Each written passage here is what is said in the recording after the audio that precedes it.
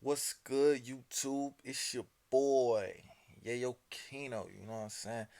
And today, you know what I'm saying, we're coming at you with a reaction video. We about to be reacting to you know, Stephen A. Smith ranting on Phil Jackson. So now from what I'm seeing,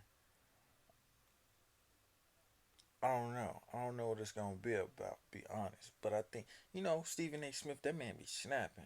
But you know what I'm saying? We're gonna get into the video. Alright.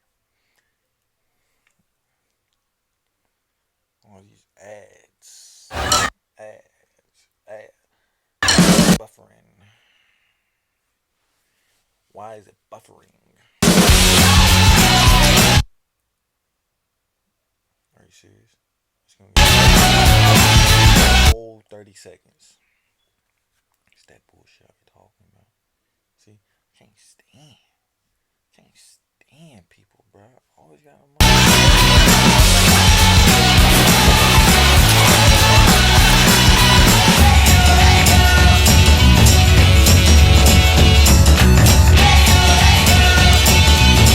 everything is better now.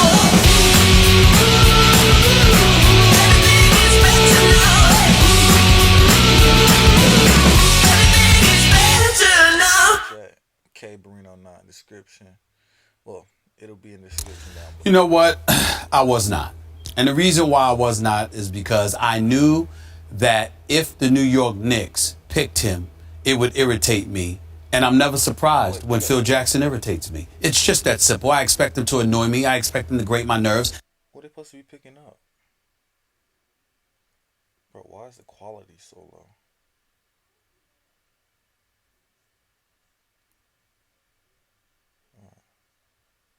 I expect him to get on my last damn nerves. I expect him to do things that provoke me to say he needs to get the hell out of town, that we need to put barricades up in New York City and not let him in because he doesn't care about this franchise. He doesn't care about the city. He's just here collecting money, stealing a check as far as I'm concerned. And this is the latest example of it. It's just as simple. This is the thing that bothers me about this pick. I understand this kid is solid. Ntilikina, I heard he can play.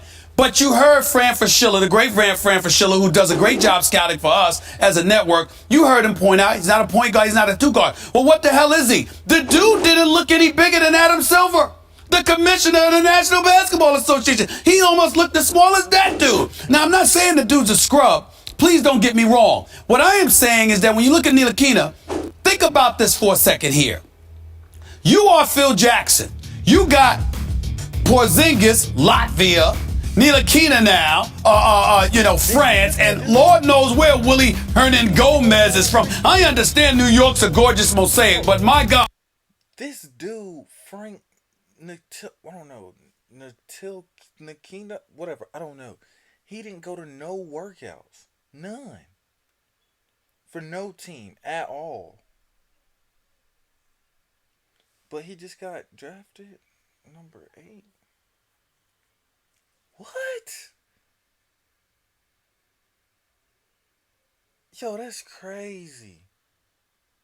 God, when you look at who he passed up along the way, can we look at this? The next 3 picks. Dennis Smith Jr. out of North Carolina State.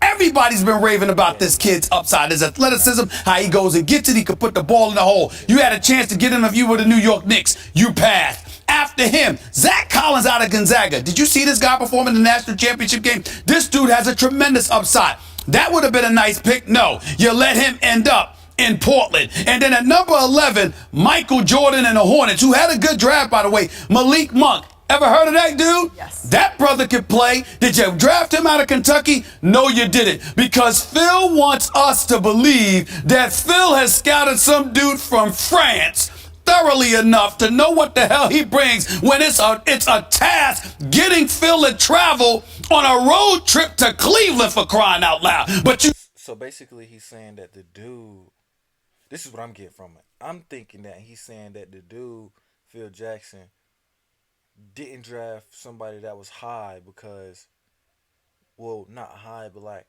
high predicted because he wanted to take money and use it on his check. Because, you know what I'm saying, if they don't use a certain amount of money or whatever, I think they get that check or whatever at the end or whatever.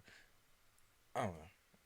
shit. Let me shut up. You scouting some dude in France. Give me a break. This is it. Listen, I'm not knocking the kid's skill.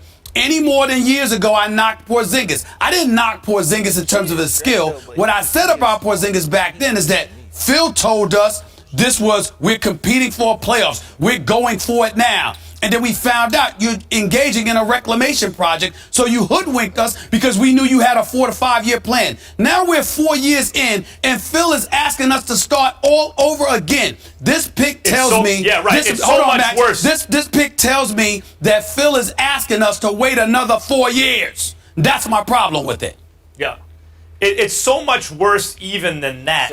But you start to think about the fact that he took over a team that 2 years previous Phil Jackson had 54 wins, then 37 wins. He decided, I'm going to tear it all down, so they had 17 wins his first year. 3 years. So in the fourth season after you had 17 wins because you tore it all down, you're telling people you're going to tear it all down again?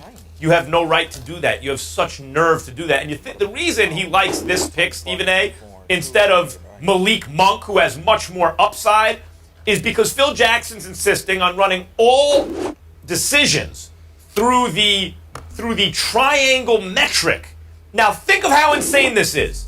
What other franchise has a team president who insists on personnel decisions being made that through the metric of his antiquated, let me say it again, empirically inferior offense, the triangle offense, that because he used it 20 years